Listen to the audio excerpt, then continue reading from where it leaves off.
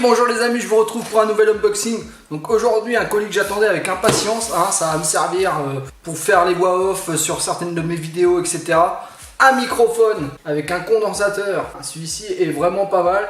Donc on va l'essayer avant de dire qu'il est pas mal, mais en tout cas le prix lui est plutôt sympa, sur une trentaine d'euros. Pas plus, vous allez avoir un super micro, il est super qualité, et vous allez voir, il est tout en aluminium.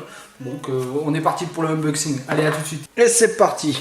Bon bah déjà le carton est plutôt sobre, donc il est plutôt joli aussi avec la photo du microphone. Donc je crois de souvenir que c'est pas celui-ci qui est sur la photo, mais bon on aura compris, c'est un microphone qui est dedans. Donc ici vous avez quelques spécificités. Là les couleurs, donc sur le site Amazon il est qu'en deux couleurs, bleu et noir. Là apparemment il y a plusieurs couleurs, mais bon c'est pas...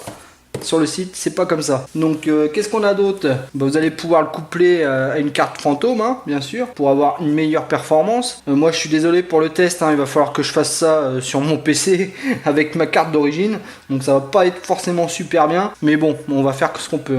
Donc, c'est un micro unidirectionnel. Ça veut dire qu'il va prendre le son de la pièce entière. Donc, si vous avez du bruit autour, ça va pas être le micro qu'il vous faut, mais en tout cas, vous n'aurez pas à réfléchir où est votre bouche par rapport au micro. Normalement il devrait capter le son. Donc les fréquences de réponse 20 Hz, 20 kHz, la sensibilité moins 32, plus ou moins 2 décibels, tout un tas de trucs qu'on comprend pas vraiment, mais bon c'est écrit là pour les plus péchus d'entre nous. Donc on va ouvrir la boîte parce que ce qui est intéressant c'est quand même ce qu'il y a à l'intérieur. Hop. Donc il est livré avec une petite notice. Donc ce micro est USB, vous allez pouvoir le brancher en USB sur votre ordinateur et la prise jack bien sûr sur votre prise micro de votre carte son d'ordinateur. Donc c'est en anglais, donc c'est pas grave, de toute façon il n'y a pas grand chose à comprendre, si ce n'est que brancher deux fils et puis parler dedans, tout simplement. Il est livré avec sa petite bonnette en mousse, ça va vous permettre d'éviter les pop-up et les effets de souffle. On a d'autres... Le micro en lui-même, qui est tout en aluminium, vous voyez, super qualité. On dirait un peu les anciens micros, les crooners rock'n'roll. C'était un peu les mêmes, donc, sauf que là, vous avez rajouté donc une petite chambre d'écho. Vous allez pouvoir rajouter de l'écho, un peu à la manière des forains quand ils rameutent le monde autour de leur manège. Et là, vous avez le bouton volume, donc c'est des potentiomètres, il suffit de tourner plus ou moins. Voilà, donc là, vous allez venir le brancher avec son câble. Donc le câble est d'une bonne longueur, je sais pas combien il y a, mais il doit y avoir 2-3 mètres facile. Donc il suffit hop de le plugger. Donc vous pouvez pas vous tromper, il y a 3 fiches, tac, une fois qu'il est plugué. Donc la fiche aussi est en métal, ça donne vraiment un aspect de qualité, vraiment une belle finition. Et ici l'USB que vous allez venir brancher sur une de vos USB pour venir l'alimenter, et la prise jack que vous viendrez brancher sur votre prise micro. Donc qu'est-ce qu'on a d'autre avec ce micro? On a un mini trépied de bureau. Donc après avoir acheté un bras articulé, ce qui sera quand même beaucoup plus simple pour éviter les bruits de micro. Voilà le trépied, vous venez le visser dessus. Donc là c'est des pas de vis en plastique, on aurait préféré quand même du métal puisque le micro était tout en métal, mais bon on va pas se plaindre, ça le mérite de fonctionner. Là vous allez pouvoir orienter votre micro comme vous voulez, et c'est une pince tout simplement. Hop, vous venez bloquer le micro dedans, voilà, et vous avez le micro qui est prêt à fonctionner. Donc vous n'aurez plus qu'à régler après la hauteur selon où vous voulez.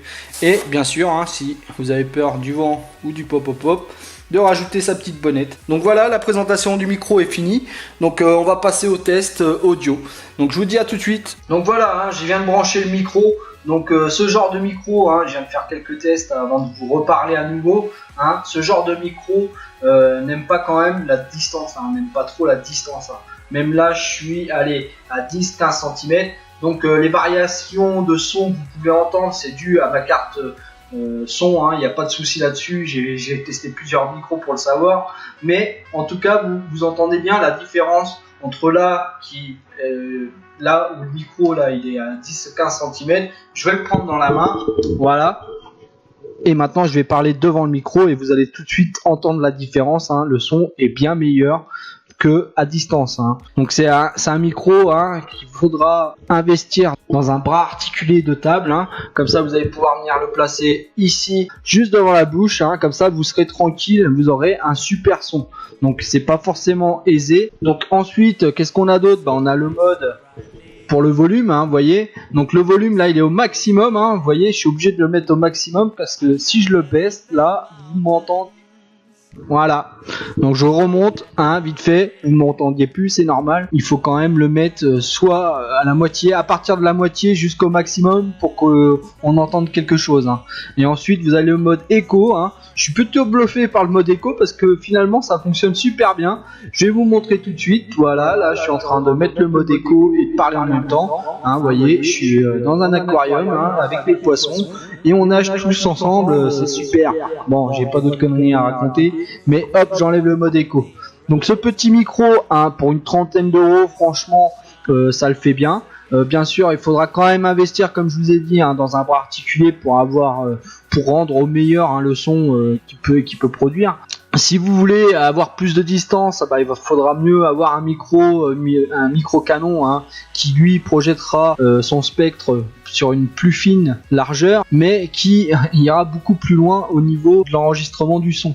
Alors que là, le spectre est très large, mais il faudra quand même se rapprocher du micro pour qu'on vous entende correctement. Pour les podcasts, pour internet, c'est super, et pour le prix, franchement, vous avez un super petit micro de qualité, excusez-moi, je viens de faire du bruit, en aluminium, et qui est vraiment solide, et vraiment joli. J'enlève la bonnette pour vous faire voir la différence des pop et je la mets, voilà. Donc je vous dis à une prochaine revue, bye bye.